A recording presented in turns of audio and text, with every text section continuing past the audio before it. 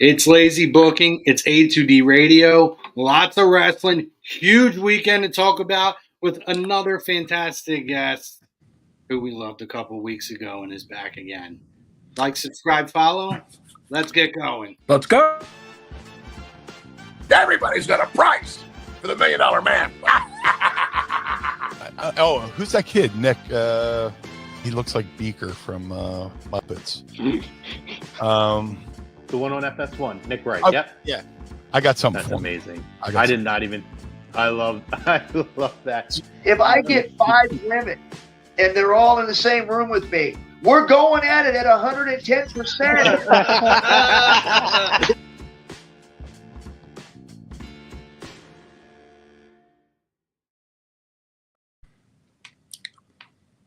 Welcome in, everybody. Lazy Booking Live here on A2D Radio. Tuesday night, niche night.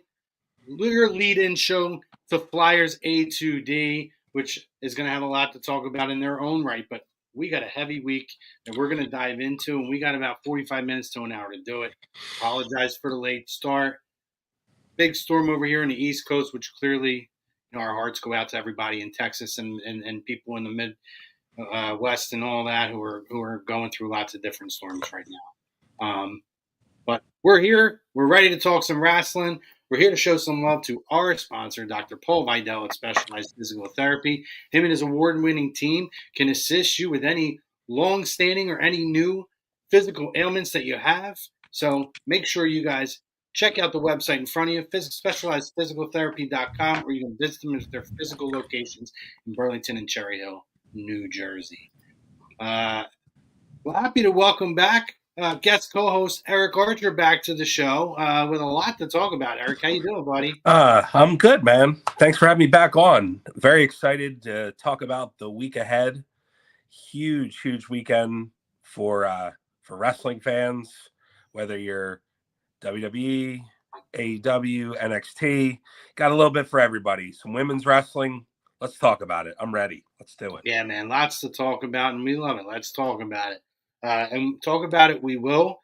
Obviously, this weekend, what started as really all-in weekend, right, became a weekend that it's absolutely saturated in professional wrestling. And we're not even talking about, like, SmackDown, right? We're just talking about Saturday and Sunday, 4 huge shows, lots of different names included. We want to dive into that. But first and foremost, Eric, as you know, we start with an agree to disagree topic. We're going to get into that. And for all you out there, all of our commenters, please like, subscribe, follow, share the show out on your social media platforms. Give A2D Radio a little bit of love. Go visit the Lazy Booking show page. Give that a little bit of love. We would really appreciate that. So we already got a couple of comments in, and we'll get to them momentarily. But let's hit that opening topic. Eric, agree to disagree here, buddy. And if you hear some storms here, I apologize for that too. I really couldn't set up all my stuff because of everything that was going on, so I can't really help lightning and thunder. The weekend battle between AEW and WWE is an overall positive for pro wrestling. Do we agree or do we disagree? And I'm interested to hear the take that you, or the route that you go with this. Well, I'm gonna say agree, because I feel like wrestling in general, the more you have, the more you can consume, the better it is for everybody. I think, with AEW All-In, it's like their WrestleMania. There's been a lot of build for that, and then WWE has decided, based on who knows what, I'm guessing they have some data that shows that, hey, we can get some of this market share. So guess what we're going to do? We're going to go back like we did in the back in the 80s with Starrcade and Clash of Champions and things like that. And let's counter program with the Royal Rumble, with that kind of stuff. Let's go ahead and start doing that again. But I think it's a win for professional wrestling fans out there. You, like I said at the beginning, at the top, you got a little bit of everything for everybody. And if you don't get a chance to watch certain things, you're going to get a chance to watch it, because All In is in the afternoon. So there's no really, there's going to be a chance to watch everything. You watch All In, you take a you take a little bit of a break, have some dinner, have a couple beverages of your choice, and then you can go ahead and start watching.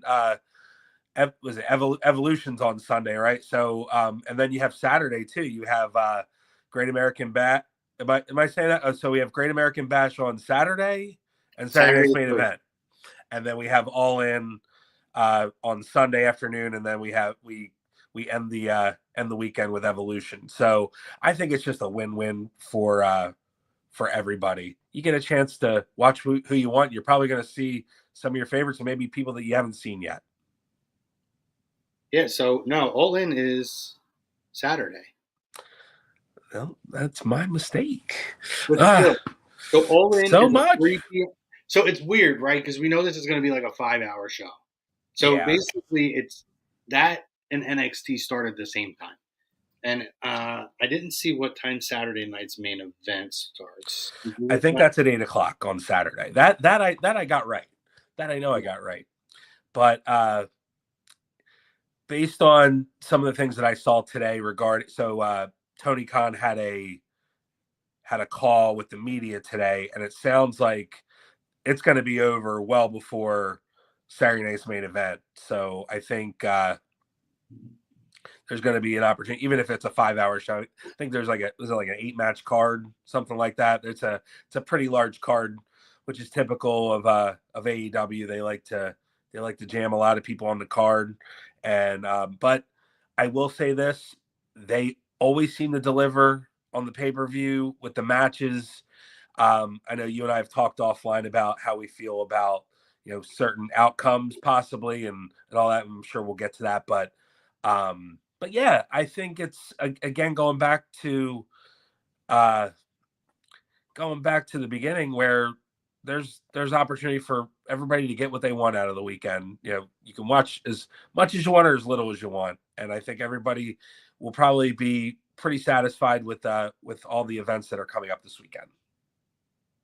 Yeah, I'm going to agree to the poll, and I say that with a caveat. I am well aware that there could be a level of oversaturation of what is going on. It's a weekend where we thought we're only going to have so much. And then obviously, people get up in arms because either WWE books when AEW does or vice versa. Now, obviously, they packed this weekend. But I just kind of look at the big picture of it because it's not just that we're going to have these talents. And yeah, do I love the fact that they're running? Like I think NXT is gonna hurt from this but then again, it's $50 a pay-per-view in an era where people don't really want to pay for $50 for pay-per-view anymore. The pay-per-view model is a dying model, right? We're looking at Fight, or I guess it's Triller TV now, which is dying. It used to be Fight TV. So maybe NXT can benefit from that. I just think that highlighting, this is a true, we're getting the best of the best from AEW. And the WWE side, you're getting a little bit of everything. You're getting a lot of current storylines that can lead to SummerSlam. You're getting your legacy act, both on Saturday night's main event as well as Evolution. When you combine folks like Trish Stratus and Nikki Bella, obviously with Goldberg and his final match coming up. And then and then I look on the other side and we look at NXT, which I think has been a tremendous product over the last 6 months to a year. And you see, it's not just them, but you're having Mike Santana and you're having Joe Hendry featured from TNA Impact Wrestling. So this is like a smorgasbord of talent that is getting, who knows who's going to show up? You may get TNA or you may get AAA talent that shows up in that women's battle royal. So yep. It just seems like a weekend where there's so many, there's really a little bit for everybody. And I know it's a lot to commit a weekend to watch it all. But if you have the patience to do it, I do think this is a good weekend because, especially if you're converting somebody or you're a person who's kind of a little more of a casual, this is a weekend to really indulge in all of it and different aspects of what professional wrestling is, and I think become more of a fan of it. Definitely. I think too, like you were saying with the Battle Royal, you notice they haven't really announced any names. So I think just Nikki Bella. Yeah. And I think they added a few people, like they said that they were in. I think Ivy Nile last night asked if she was in, and Adam Pearce said that she was in. So they've kind of randomized that, and it's left a lot of surprise elements to it. You could see women from the past. You could see some NXT talent. You could see, like to your point, you could see some TNA talent as well. So, I'm very intrigued by how they're booking that, where they're not really giving you any indication of who could be in it and who could not be in it, because at the end of the day, the winner's getting a championship match at Clash in Paris. So it's got to be somebody that they're who knows.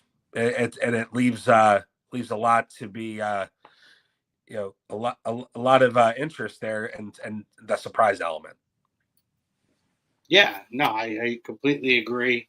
I do think it's just there really is an opportunity for some, maybe if you are somebody, especially at least people in our area in the Northeast, it's going to be like 8 days of storms at this point, right? So you're a person who's kind of stuck in the house and really not able to get out too much over the next couple of, well, I don't say over the next week or so. It's a nice way to sit down, kill a little bit of time, and really, again, enjoy so many aspects of the product, people from different companies, including AEW. Like I do feel that when it comes to AEW, we talk about this all the time, Eric. Weekly programming, I really struggle to get through it. But I have to say, when it comes to their pay-per-views, overall, sometimes they overbook an ending, but overall they knock it out of the park. It's a home run, and I have to give them credit where it's due. So I think this is going to be a really good weekend of wrestling. Like, you're getting their WrestleMania essentially. Yeah, I saw, and I'll tell you, looking at some of the ticket sales, and I wonder if WWE is kind of regretting the fact that they're saturating themselves, because all these events are in Atlanta. So essentially, you're for the people that are going to the shows. I would imagine that most people would probably be going to all of them. You may have some that just go to one or two, but I mean, the way prices are right now, you may only be able to do one of those shows. So I think maybe looking at saturating that market a little bit, maybe in WWE's, like, in looking at the numbers, maybe they look at doing it a different way next time. Maybe they do it in a different venue, a different location, so that they can maximize their ticket sales, and not have it to where fans may have to choose to go, oh, do I want to go to NXT? Do I want to go to Saturday Night's Main Event? I want to see Goldberg. Then it's like, all right, well, maybe I want to go to Evolution because I want to see Trish, or I want to see whatever match that they're that whatever person that they really like. So that right there is something that I'm sure they'll go back and be like, we'll see, because I think I saw Evolution is not anywhere near sold out, and I think they're only set up for 6,000, and I think they're at like 4,500. So I mean, they may get close to selling out, but I think Saturday Night's Main Event is very close to being sold out, which I think is due to Goldberg. Without question. I think we lost your Oh, there you go. No, you didn't. I had to clear. Told you, it's like weird and running around and with the storm and having the laptop. Yeah. I realized my thing looked a little bit smudged. So anyway, yeah, no. I'm very, very excited. I do agree with you. I just don't think they strategize the sales of things when it comes to. First of all, I think they waited way, way too long. Like, we've known this Evolution show was coming on for a while. And I really do think they could have really sold the product much more ahead of time. They could have had a longer build, and we've talked about it. There's certain things you didn't like that I told you, let's take it on the air. Yes. And we're not going to dive into every element of every show because we'd be sitting here for 2.5 hours. Oh gosh, yeah. We're just going to kind of touch on the main stories of things. But when we circle back, we'll get to that. But I think that they could have did more to assure that it's a packed house. At the end of the day, do I think it will be? Close. Like, I mean, to me, it's when you're starting to approach 5,000, they hold 6,000. You're pretty much you're probably going to get those people that go to Saturday night's main event. They haven't gotten a ticket yet, and they're like, "All right, well, maybe I'll walk up, see what I can get." I'm sure they're gonna be close to. They may not sell out, but it'll be close. And I think it was smart to only have it set up for 6,000 because I think to what we were just talking about saturating, I think it wouldn't have been smart to put 15,000 available and then you're only sitting at 4,500, close to 5,000, and then it looks even worse on paper. So I think that was smart. But I think again, maybe next time, and like we'll talk about, could they have done more to build this up? Could they have done it in a different venue, in a different area? There's a lot of questions that, of course, we'll probably never get the answer to, but it just makes you wonder. Yeah, for sure. Let's jump in. Let's dive in, right? I want to talk about some of the shows that we have coming on. There is a couple comments. Gonna agree to the poll. It's gonna be really good if both PLEs go off with a bang. Greg saying, "What's up?" I saw us say his name. Hey guys. Years. There you go. Bob agrees as well. It should be good. So yeah, lots of good stuff here. Let's dive into AEW first, right? And I think there's really two matches that are really the primary thing that we're concerned with here. And we had a very hotly contested conversation earlier. Not necessarily between us, but with another party that is with us. So let's talk about it. The women's title match. We have the CEO, the belt collector, 2.0. Mercedes Moné, a.k.a. Sasha Banks for WWE fans who don't watch AEW. Taking on Toni Storm, timeless Toni Storm, for the women's championship. I'm going to let you kick this one off. A, are you a fan of how this match how we've gotten to this match? B, are you a believer that it is Tony's time to win, or it is Sasha? See, I still say Sasha. Mercedes' time to win. Do you believe that AEW will make the right decision here? And that's kind of where we're gonna roll from there, because I have an idea of where we're gonna go with this. But it was just a really good conversation. I felt like we should share with the viewers. Yeah, absolutely. So I think that the two people that are supposed to be in that match are in that match for the fact that Mercedes, for better or for worse, I believe she's undefeated. She hasn't lost a match in AEW. She's been built to be, the CEO and is the TBS champion. She won the Owen Hart, and she's collecting titles all over the place, CMLL and Japan and who knows where, probably South Jersey and New York and all those championships too. But just trying to be funny. But I feel like it would be a big mistake to, talking about Toni Storm. I think Toni Storm, for all the things we talk about with AEW and as far as building characters, and I think a lot of it has to do with the talent themselves. I think there's going to be a big mistake if they allow Toni Storm to drop the title to Mercedes. And I think because everybody knows Mercedes as, like you said, Sasha Banks, and she, her resume in WWE and coming in with all that track record. I would say. So I think that if you have Mercedes, she's already built, she's already established. Where does she go from there? She grabs another title, and then that's really then what? Then what happens with Toni Storm?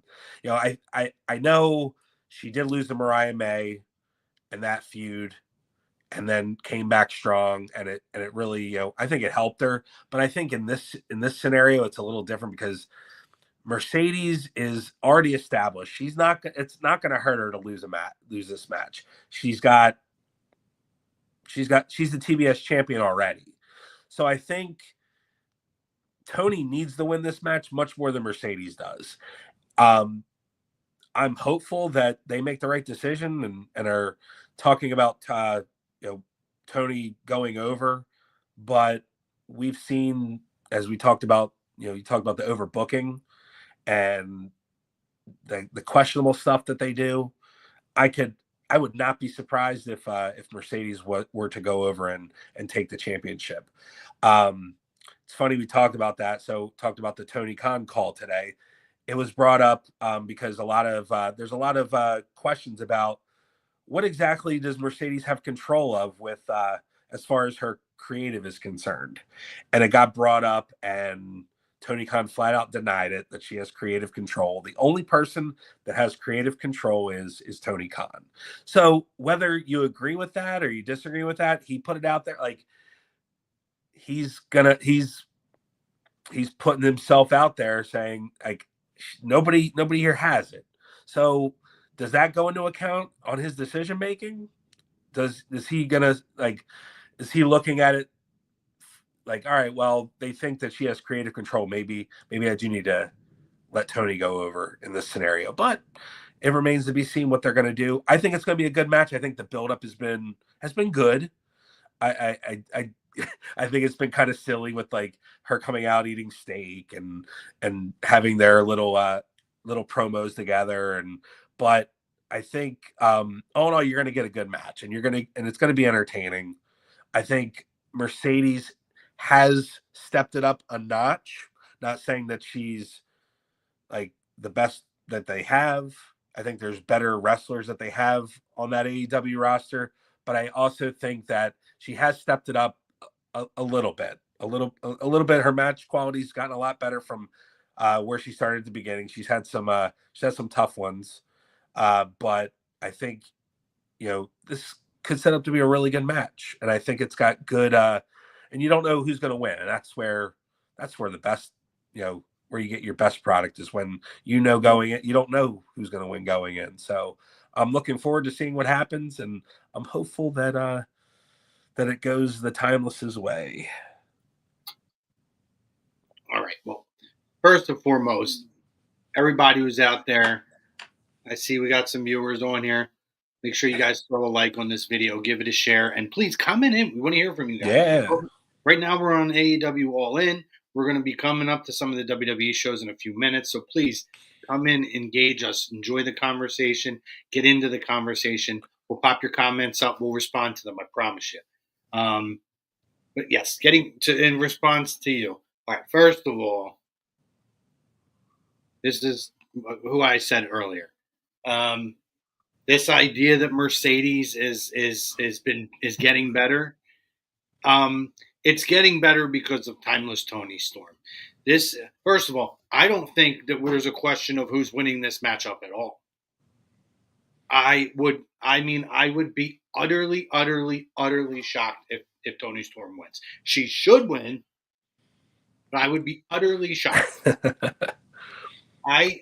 For what AEW's mission started out as, and it's an alternative, and it's a place for people who are different, and this and that. When you had the Sunny Kisses and Joey Janela's and Jimmy Havoc's, who I know what he ended up being, but still, you had all these people. You had the Lucha Bros, and you had all these different people in different forms of talent.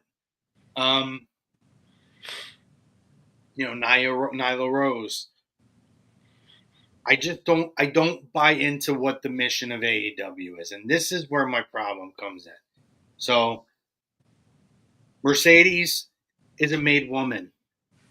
And I don't believe that I don't believe that Tony Khan knows how to run a wrestling company. I really don't. I think it's all action figures to him. WWE has somebody that's gone. He goes, he gets the shiny new figure, he plays with it for a month and then maybe 2, and then he's like, oh, let me go get the new figure, the new series that came out. And it's kind of just like Woody when he, or what's his name? Andy, when he calls, he starts kind of growing out of Woody. You know what I mean? And it's sad and it's pathetic. But like, I really truly believe this. I believe, like, I look at a guy like a Scorpio Sky. Why is he not on television? Like, and I'm not even going down the Keith Lee road, who I do think WWE mishandled. Why is Scorpio Sky not on TV? He's been saying he's healthy. The last time he got hurt, he said he was healthy, and it took him forever to put him on TV. So he is easily, and I'm talking in ring. And I thought some of his heel stuff was amazing, like some of his best, like the best heel work going at that time. Why is he not in there? So now the whole reason I'm going into this is this was what this comedy was supposed to be. It's supposed to be about making an alternative and creating new stars in the business. However, Tony Storm was an accident for them. That was not something that was planned. They had this character that they said, okay, Tony's kind of, she's going to lose her mind a little bit. And they fell into this thing that got massively over. Right? But that's great. Because now in a company and in a division that no matter who they put in, it just cannot get over. You have the face of your company, your star in the making. And honestly, you had another one that you just let go to WWE.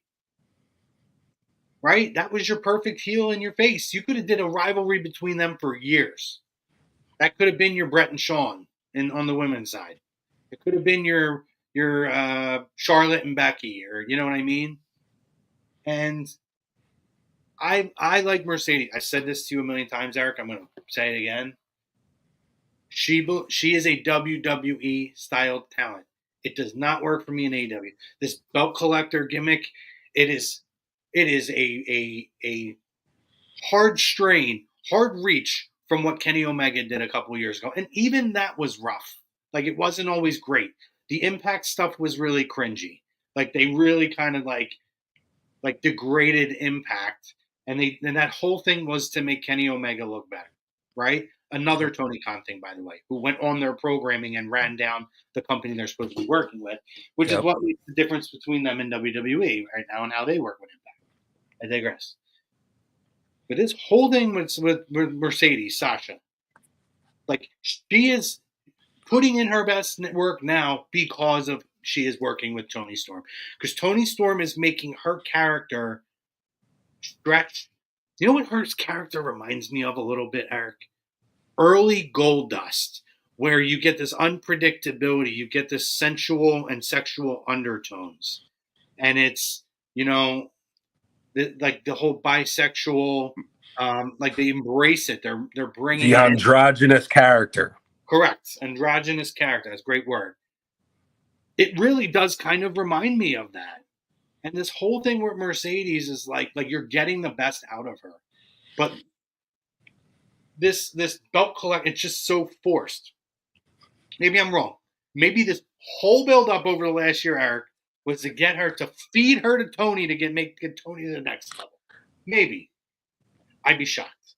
Yeah, I could clearly see that happening, and that's why I'm kind of like, I'm not sure what direction they're going to go, and I think I 100% agree that, and like I said, I think this is more of Tony Storm than Tony Khan as far as character and building, and I think it was an accident. I don't think it was anything to do with the booking genius that Tony Khan is or isn't or whatever. I think it's clearly Tony Storm. She made this thing work and continue to evolve, and it's gotten to a point where she is right there with the top stars, with Will Ospreay and with Swerve as your top stars in AEW. When you think of AEW, Tony Storm is definitely right there as far as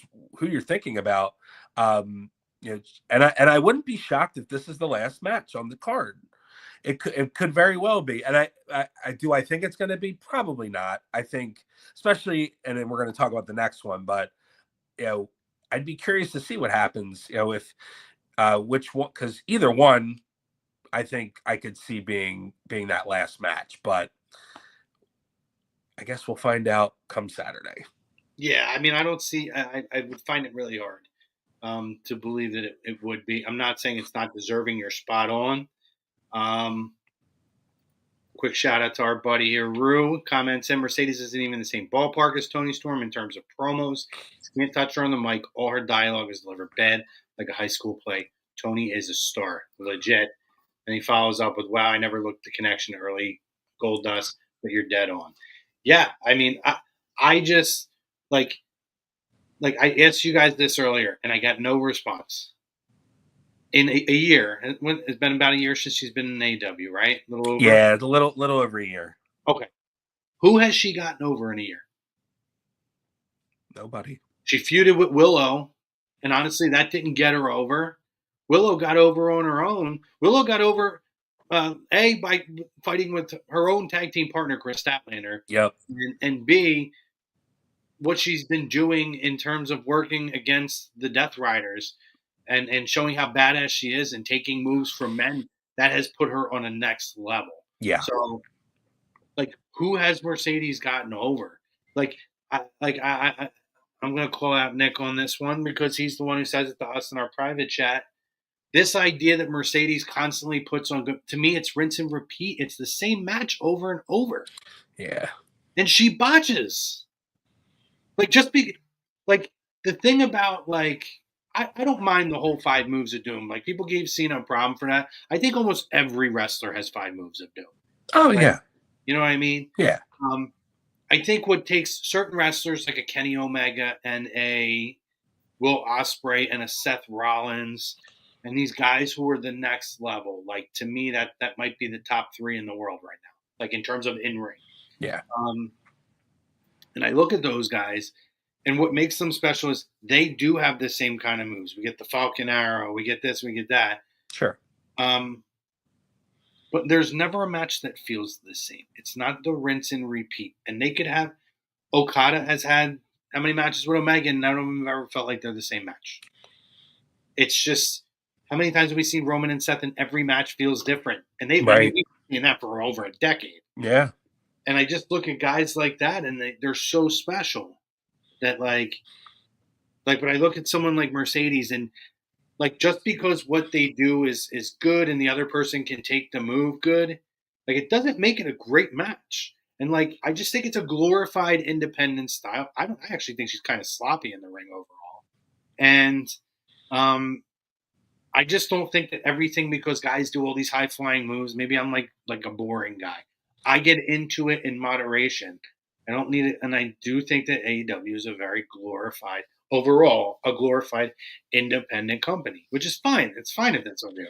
Yep. And that's why they have the base that they do. And that if you're looking for that, and it doesn't grow. That should tell you everything. They haven't grown in 5 years. Right.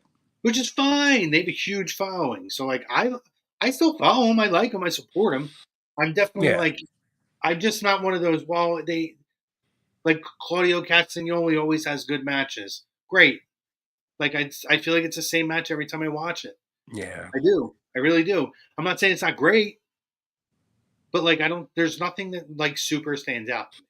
I watch Omega and Ospreay though. I've really come on the Ospreay board. Yeah. He might be the best in the world. Yeah, I agree. Yeah, definitely. I don't ever feel like I watch the same match. Josh Alexander, who's being wasted in AEW right now. Yeah, it seems, and hate to keep going back to that call today, but he was asked about certain. He was asked about Britt Baker because there's rumors about her trying to get out of her contract. He's like, "Oh, I've never discussed that."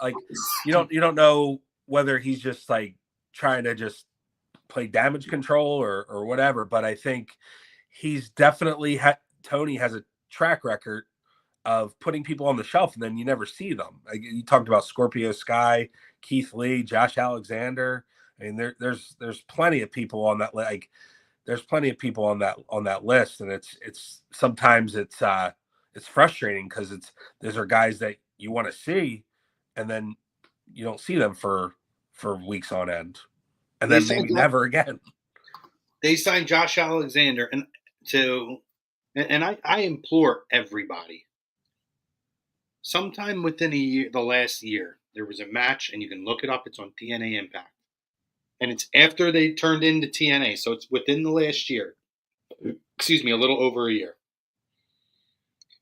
Where they had Josh Alexander versus Will Ospreay. Free. It was free on TNA Impact. Wow. And the match was is one of the best matches I've watched in years. I'm talking... These two dudes were like level 1 and 1 and 1 and 1, and they were just on the same par in sync. And I believed it before them, but I became a really big believer in Josh Alexander. And part of me actually didn't want to see him leave AEW because he did have such great matches. And I don't believe that he was a small fish in a big pond or a big fish in a small pond. I believe that he did deserve the opportunity. So I was like, okay. And even though it was going to AEW, I said, this dude, that actually might be a good spot for him. He can talk, which, by the way, we don't hear him talk at all. Like, he's actually a really good promo. But then, like, I thought, okay, like, we're going to get unbelievable matches. And he has been there, and he has been put with a guy who, like he's been put in the Don Callis family, where everyone's in the Don Callis family. Yeah. And he's essentially a lackey for Kyle Fletcher. Like, yeah. Again, it's what you talked about. And, I don't want to get too stuck on TK. We got a couple of things to get in. But to your point, what you were talking about, it's like, what are we doing here? And that's why I worry about Tony Storm and what's happening with, like, are we going to fall into this? Like, I believe that he believes that Mercedes is the one that needs to get them to the next level. In my opinion, the way she gets them to the next level is by putting Tony over. Yeah. And I think and then doesn't go back in the title picture right after. But I don't need a continuance of this feud. Well, she's the TBS champion. She's got a title to defend. So, like, what's happened to the TBS title? Like, it hasn't been defended because she's carrying it. She's going after. I don't remember the last time she defended it. I mean, she won the Owen Hart. It's like it's been a forgotten title. It's just been sitting there on her shoulder with the rest of them. But like, it just goes to show you, I think, again, like, does she really need it? She's going to be exactly where she is right now. She's established. She's a star, like, and for better or worse, she's a star. She's a name, and to put another talent over just shows that, if she's willing to give back, which hopefully she is, then, we should see the outcome being that Tony's winning. And now you've got an even bigger star. You got two big stars. So it's hopefully, and I hope you're wrong. I do. But we shall see. I hope so too, buddy. And before we jump on to the next topic, I just want, we're in the next match. I do want to remind people, make sure you hit the like and subscribe. Give us a comment. I like this thing. Join the conversation. And programming alert again. Let's not forget, 2 weeks from today, it's going to be an early start time. So we're going to be 12 p.m. Eastern time. WWE Hall of Famer, tag team legend, one half of the greatest and most decorated tag team of all time. He's going to be joining me here on Lazy Booking, Devon Dudley, which I guess I should get the comments off of here, right? Comments will help everything. But, yeah. Testified. So I'm really excited for that. That's going to be if you're gonna listen to one podcast, of course you want to listen to ones that I'm on, but absolutely. Also Devon. You want to listen to Devon too. Let me tell you, I went to ShopRite the other day. I got stopped by somebody who watches the show. This is legit. No kidding. And said, hey, I can't believe you're getting on Devon. I'm like, yeah. Pretty awesome. My kid watches the show too. So I was like, oh, it's awesome. Yeah, he's yeah, I told him you're getting him on. He's pretty excited. He's going to be watching it. So yeah, it's going to be a great time. Huge guest star. I've had quite a few people. In fact, I spent 4th of July with Brian, who's on the show with us quite a bit. Little special thing I'll be announcing about him too today. But he said that's a really good get to get Devon on. So absolutely. So I guess I'll get to that news too. Blue Meanie. So we've done it before here on A2D Radio. We're going to make it part of the Lazy Booking podcast. Once a month, every 4 Eagles games, is going to be a special Eagles edition of Lazy Booking. Ooh. So maybe a little wrestling, towards the end or halfway through. Brian's going to join me as an every 4-week co-host through the season and playoffs to discuss football. So that was something we talked about doing the other day. We did it 2 years ago. We didn't really do it so much last year. I think we did like 2 shows. Talked about wanting to get back to it together. And he's 100% down to come on every 4 weeks. So for all of our football and Eagles fans out there, and maybe we'll talk some of the other teams too, whatever. Brace yourselves because we'll have him in as a co-host every 4 weeks throughout football, regular season, and playoffs. Anyway, back to it. Eric, obviously our main I would assume is going to be the main event. Maybe not, but in Texas, we're getting Hangman Adam Page, who I think we talked about this a couple weeks ago. In my opinion, is the most interesting character right now in professional wrestling. He comes in to avenge really everybody and reclaim the title belt that's been ridiculously and atrociously been put in a briefcase for over a year. Just your quick thoughts on this match. Who do you believe is going to win this match? Is this Hangman's moment, or is there somebody else who's going to be lurking? And I think, being real quick, I think it's kind of the same questionable booking. I could see it going either way. I think Hangman should win the match, but do I think that it could go the other way? Absolutely. Just because of the track record of Tony's booking. So I think Hangman's in a spot where he's, like I said a few weeks ago, he's got the sympathy. He's getting beat up every week. He finally got, some of it back by Buckshot Larry larding Marina Shafir, which I've seen some funny clips on those about her just standing in the ring aimlessly and just like doing nothing. But I digress. But anyway, I think Hangman. I think it's time for him to get that belt out of that briefcase, get all the cobwebs out, and show it and raise it. And I hope that's where they're going with it, because I think like we've talked about it. I think the Death Riders, it's dead. It needs to go away for a little while. It needs to be put on the shelf. Yeah.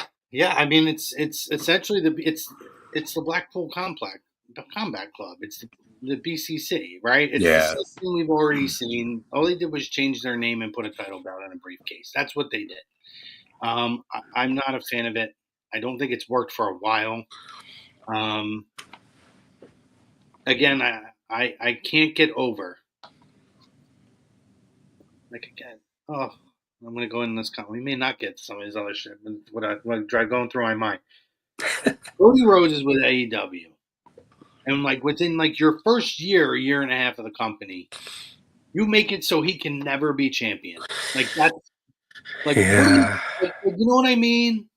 Then you have the nicest, like, in my opinion, some people like the old NJPW, whatever. In my opinion, current title belts now, the AEW title belt is one of the most beautiful title belts, if it's not the most beautiful. It is. It gorgeous. Is. Huge. It's got a unique look to it, a unique shaping to it. It is gorgeous. And you haven't seen it on television in like a year. I forgot what it looked like until I watched I saw a video of John Gruden got some AEW gear, and he pulled it out. I was like, oh, that's what it looks like. I haven't seen it in forever, but I agree. It's beautiful. Show it off. I don't get it, but what do we know? It's atrocious. Yeah. I mean, the move needs to be Hangman. I can't imagine. Like, I know a lot of us thought Kenny Omega, or not Kenny Omega, Will Ospreay was going to be the guy to knock this off. I think the booking's been terrible going up to this point. I think you could have kept the title belt on Bryan Danielson for longer, or had never put it on him and given Swerve another 2 or 3 months before you made that move. Yeah. Because I think if you were taking it off of Swerve, it needed to be at All In last year in England. Right. I agree. If you're not doing that, it should have stayed on Swerve. You eventually could have put it on Moxley and shortened this awful, awful storyline for as long as it's been. That being said, I am not a Moxley guy. I'm not. I don't care who is. I don't find him entertaining anymore. I don't think he's been entertained for a long time. There are elements and times where his character, but I think it's the same old thing. I just don't get it. Like it's lazy to me. It's kind of, we're going back to when he was on the Stone Cold podcast, and Steve Austin asked him questions, and it just came off super lazy to me. All right, I'm going to bleed. I'm going to blade, and then I'm going to bleed all. I'm going to bleed all over the ring. I would imagine that's going to happen again at All In. 100%.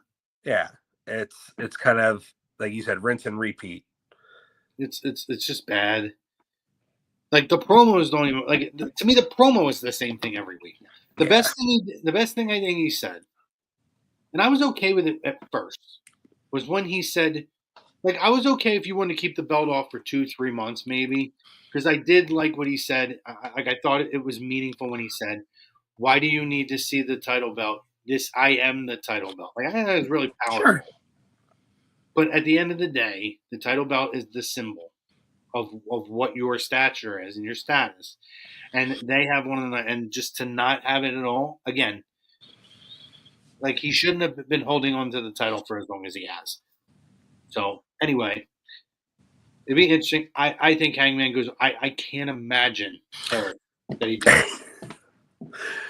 Said we've seen the overbooking before and the overthinking of everything. Like, and we've talked about the pay-per-views being very high quality, but then when it comes to a main event match, we've seen it where things go awry somewhere, and it doesn't make sense, and it impacts everything that you just saw on that pay-per-view that was so good. It kind of puts a stain on it because most people are watching it for that last match, for that main event, and if you're not getting the quality that you're getting from those other matches, then it's gonna leave a mark on that show, for better or for worse.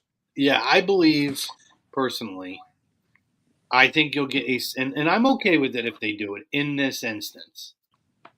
I do believe you'll get a very similar to Roman Cody WrestleMania 40. I do think this will be a little bit overbooked. You'll have different people coming down and interfering. Ultimately, though, you get to Hangman, right? And I'm actually okay with it in this instance. Now, do I need shoes with spikes on them and all this other bullshit? No, I don't need any of that. I'm going to be honest with you. I don't need any of that. But, if this is like their Cody Roman and you have this unbelievable moment with Hangman Page here and his hand is raised in Texas, I'm all for it. I really do. I think this will be really tremendous. And we got Eric Jacinto commenting, and this is by far AEW's biggest main event. Hangman needs to win. He wins the entire locker room, comes out like they did with Luger when he beat Hogan. Yes, or like Cody. Yeah. 100%, Eric. He's on board with it. Yeah.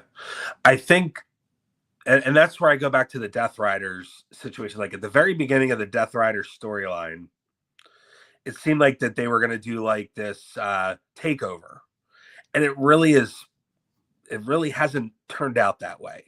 It's just been kind of just like the rinse and repeat. All right, we're going to attack these people, and then we're going to, like, it just hasn't gone that way. And I think that whoever was going to win the title from Moxley, I think that was probably the goal, was to get it like that.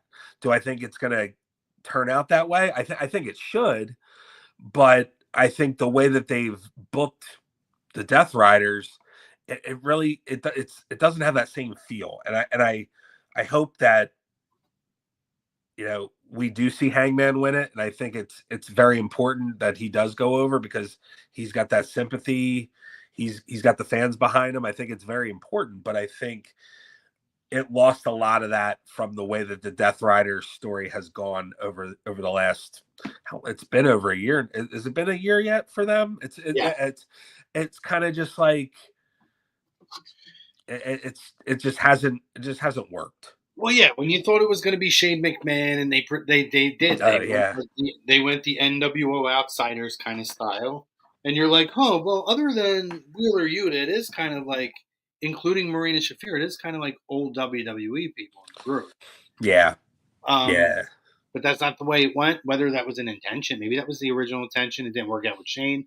I don't know, but the inability to pivot off of this for this long has been atrocious. And they put the title belt on Moxley way, way too fast.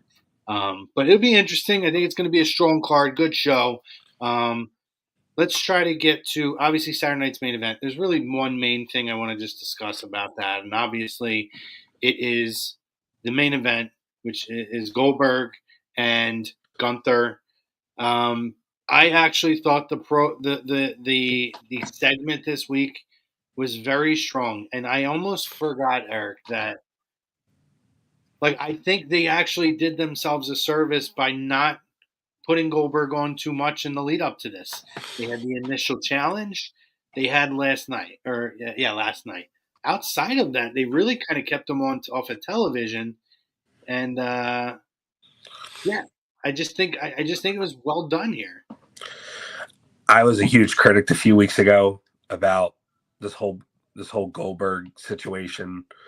As I said, I'm not the biggest Goldberg fan, but I will say, and I just want to say, watching Raw last night, that crowd was hot.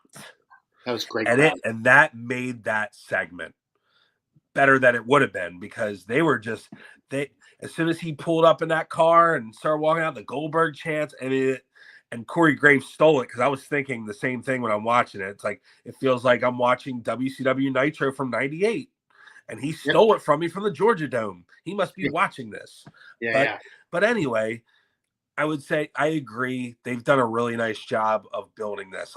I do want to see it, and I'm curious how they're going to, because I would imagine that Goldberg's got to come out looking strong.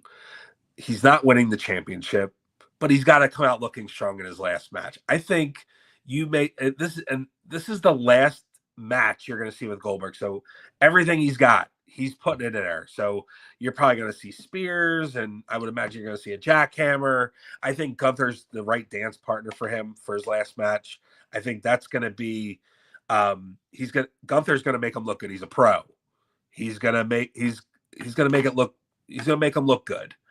And I think this match is going to be better than what I thought it was going to be a few weeks ago. I think they've set it up really well. Yeah, I think I agree with you. I am interested to see this matchup now. I believe truly, for all of the critics, whether they're people we know or people we've read in the IWC, of Gunther and his title run, I think the one thing you can say about Gunther, and this goes to his world title, it goes to his Intercontinental title, it goes to after with Pat McAfee, and a laundry list of people. R-Truth, Jey Uso, Drew McIntyre, Sheamus, Sami Zayn, every person this guy has worked with. He works such a style that he could be the athletic guy, or he can be the guy that can give you a slow down technical power pace. I think in hindsight, you really do see why he is the one chosen to have the Goldberg match. I think his personality is hateable enough. His on-screen personality is hateable enough to where you get the desired reaction you want for Goldberg. And I do think that he will make him look like $1 million as much as you can on the way out the door. So yes, I am intrigued by this. To me, it's an attraction match. It's a world title match, but it's an attraction match. And I'm in on it too, Eric. I don't think there's a chance in hell that he wins the title, but I like that he did the interview with Cole and they just dropped the seed of now. Nothing much. They didn't overexpose him in the build up to this. It was just the seed of doubt, and having Cole be the one to consistently pound that idea home on his behalf of, what happens if you win the title? Well, wouldn't that be an interesting situation?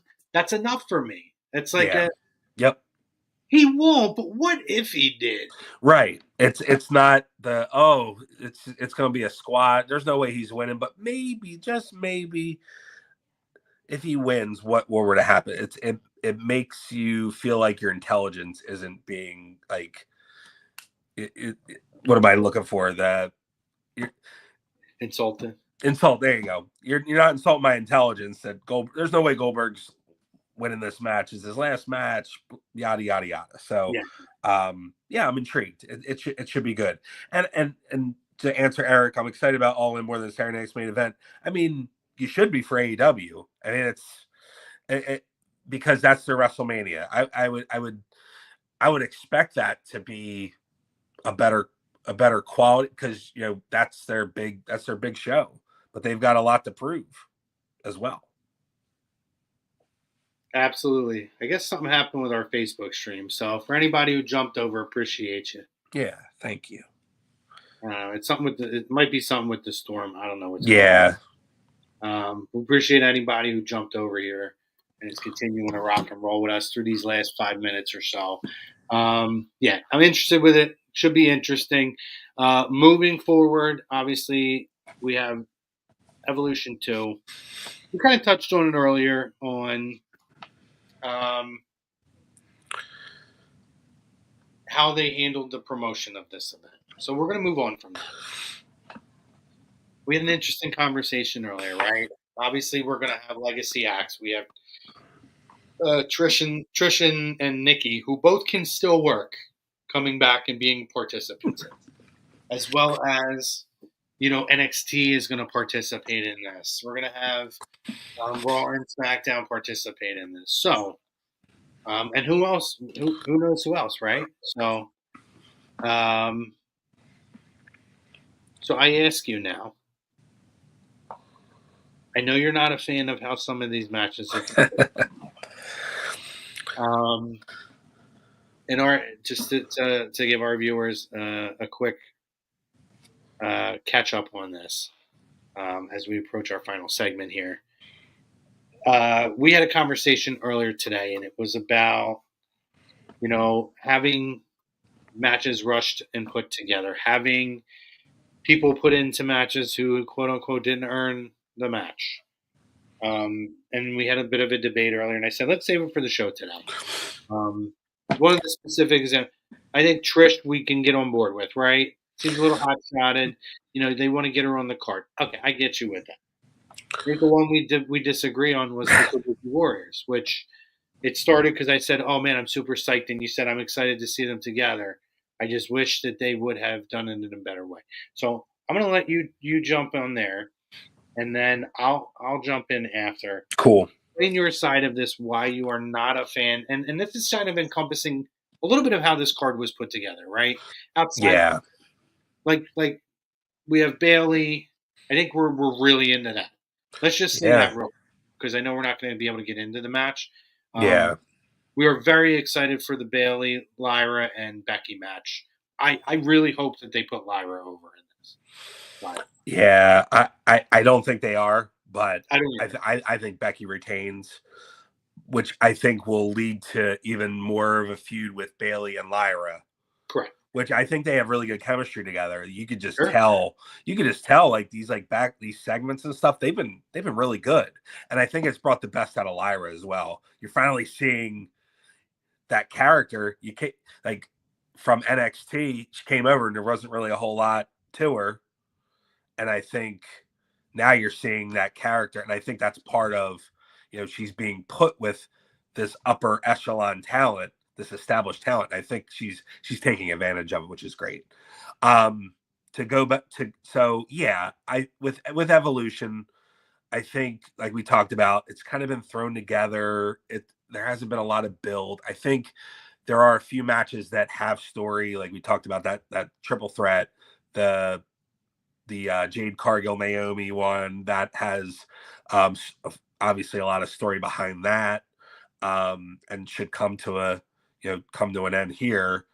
But going to Trish and Tiff, like I get like in storyline, you get to pick who your opponent is. All right, that's fine, and they were partners before, so I get it, but it's one of those things where it's like, it's an attraction, cool. And again, like, do you think Trish is winning the championship? No. But for what it is, it will probably be entertaining, and I think Trish still has it in her to give a good quality match, and I think she may be the one carrying Tiff, which may not be a bad thing, considering there have been some matches that have been kind of a little suspect as far as some of her spots go. But I think this will definitely help, having the veteran in there, even though, and she's shown that she can come back and not miss a beat. So I think it'll be good for Tiff. The Kabuki Warriors. So yes, I'm psyched that they're back together. I think they work, of course, work well together. Former tag champions, they're established. I just think that in comparison to when they announced this 4-team match for the tag team titles, there were some on other shows they had to win matches to get in. I mean, on SmackDown, Charlotte and Alexa had to defeat 2 other teams to get in, and NXT they had to win matches as well. So, and even Roxanne had to win a match to qualify as the tag team champion. So I just wish there was a little more continuity. I'm not saying that they're not the right person. I think I've seen where Natty and Maxine were the only other tag team on Raw. Do they really need to be on this pay-per-view? No, they belong in the Battle Royal. That's cool. But I think the matter of the Kabuki Warriors coming back together just is so out of left field that it could have been done a little better, and I'm probably being a little picky about it. But I think it deserved a little bit more of a build because of who Asuka is. We talked about it a few weeks ago. Asuka's probably top 3 on the roster, and I die on that hill. I think she's fantastic. I just think they could have done a little more with that, building it up, put them in a tag match, get a little bit of a sample going into Evolution. But we got what we got, and I think it's going to be a good match. But that's where I'm at. Yeah, see, this is where we differ, right? Because my debate back with you, and again, you're kind of we're running some parallels, and then we start to go for a couple different directions, then we end up back in the same area. I have no issue with this.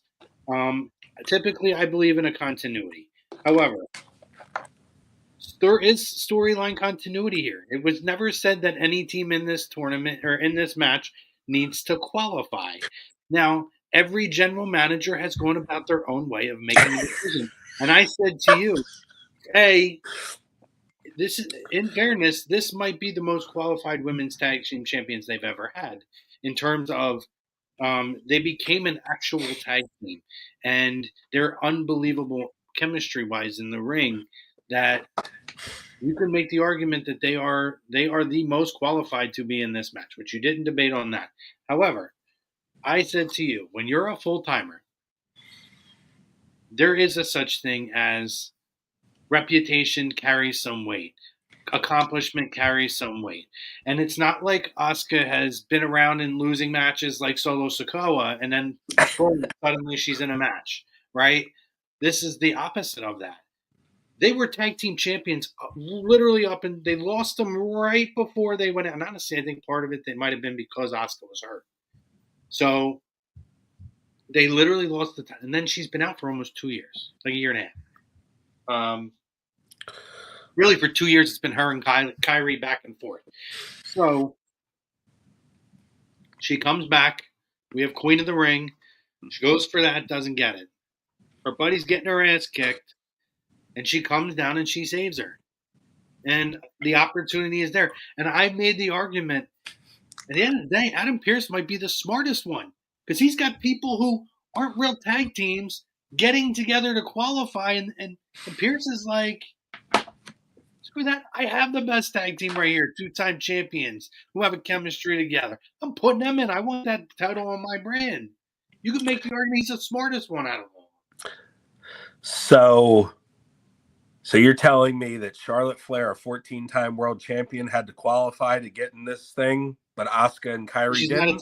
Because she's not a tag team wrestler. Yes. Alexa, but Charlotte Flair is a former tag team champion.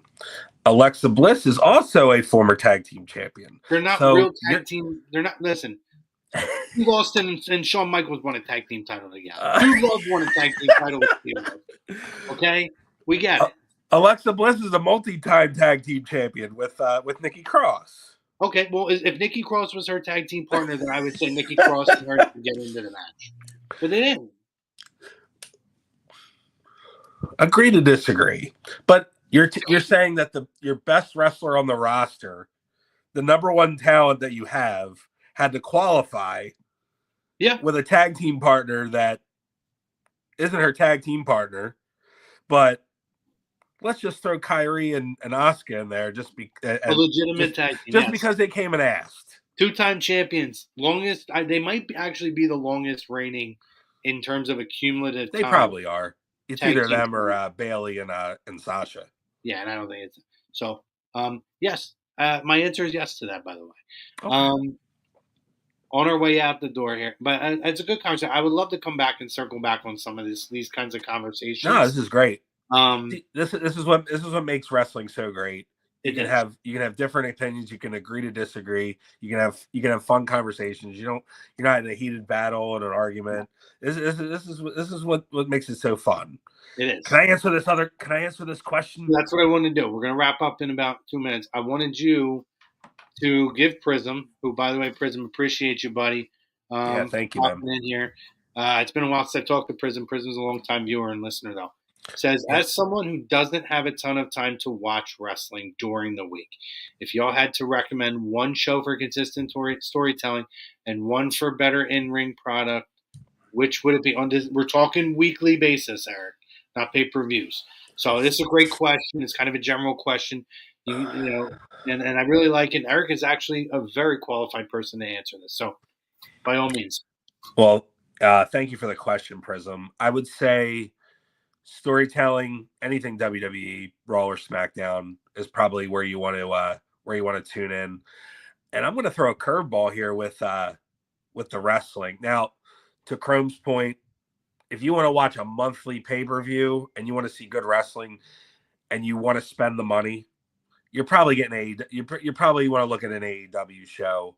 All In is probably going to be, I would imagine, are going to have some good matches. You know, you're getting Okada and Omega. We didn't talk about that, but like you're going to get some really good matches. I think they're going to put on a really good show. If you're looking for something you just want to stream, right now TNA's doing really well. I think NXT. I think you're going to get more wrestling out of those shows because the WWE is just more story driven, and it's going to be. And I think that's why you get a lot of people that are tuning into AEW. And there's a lot of wrestling out there right now. MLW, there's and AAA. I'm curious to see what they're going to do at AAA as far as the acquisition with WWE. We had Worlds Collide, and I thought that show was good. I'm curious to see where that's going to go. But I think I think right now there's a lot of good stuff, and you don't necessarily need to watch WWE to get good wrestling. I think your storytelling, and I still think there's more meat on the bone as far as storytelling goes with WWE, but I think that's where you want to go for the more of the story. And if you're looking for something that is going to be drawn out for a longer period of time, you're probably looking at anything WWE Raw or SmackDown. But I hope that answered your question. Yeah, no, I agree with Eric. I think he's pretty much spot on. If we're talking whether paying or not, AEW pay-per-views once a month or every other month, whatever they are. Yeah, they are worth more often than not. They're worth the price of admission. Yeah. But if we're talking storytelling, it's 100% WWE, and I think you can pick. There are times where NXT is the best storytelling program. Yeah, I agree. Yeah, and I think especially now that SmackDown's going back to 2 hours, I think they went back this past week. They did. You're gonna see more storytelling, and you're gonna see less wrestling product just because of the amount of time. They don't have enough time to do that now. They're gonna get their story in. They're gonna have a 5-6 minute match. Mm-hmm. Maybe a little longer, but I think for the most part you're gonna get mostly story from Raw and SmackDown. Yeah, agreed. But yeah, if you're able to get TNA Impact on Access, it's worth the watch. Yeah, I truly believe that, and you get a little bit of all of it there. And they get very creative sometimes with the cinematography and different things.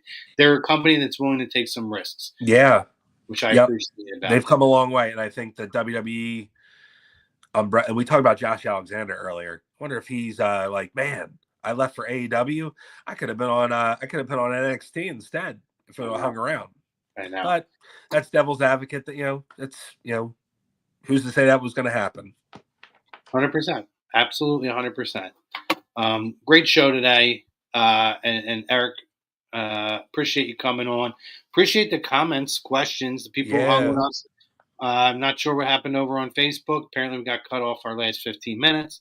But if you jumped over here on the tube, we appreciate you. And please continue to like, subscribe, and follow and share our stuff out there. Help build us. Help keep us going. Let's help bring the wrestling content here to A2D to a new level. And thank you to our sponsor, Specialized Physical Therapy in Burlington and Cherry, New Jersey, our Dr. Paul Vidal and his award-winning team. We want to thank them. And check them out, specializedphysicaltherapy.com. And again, I got to throw this one out there again. 2 weeks from today, it's going to be a fun time. We got a WWE Hall of Famer, highly decorated. Was recently on LFG on A&E, if you watch that show. See him all over, he makes his appearances. He's a great guy. Going to be a lot of fun, lots to talk about. We got 45 minutes with Devon Dudley, so it's going to be very exciting. Make sure you check that out. Working on some other interviews to come up as well, and plus some other new fun show concepts that I'd like to get implemented in. So enjoy this weekend. If you guys do check it out and sit and watch everything, please enjoy it. It's going to be a hell of a weekend for wrestling. And Eric will be back with us soon. Thanks, man. Always a pleasure. And everybody enjoy all the wrestling this weekend. We'll talk soon. Yeah. And enjoy your cruise, because I know you're not going to be back. Oh, yeah. I got to find out. Hopefully that Starlink works really well on the cruise, because I'll have my iPad, and hopefully I can watch some of this stuff. But that's what's good. It'll be there when I get back too. So that's true. That's another great thing. Yeah, and at least you'll avoid spoilers that way then, hopefully. True story. But for myself, for Eric, for everybody here at A2D Radio, make sure you guys stay tuned. Top of the hour, we're going to have Flyers A2D following up here. Niche Night is back, and we are very excited about it.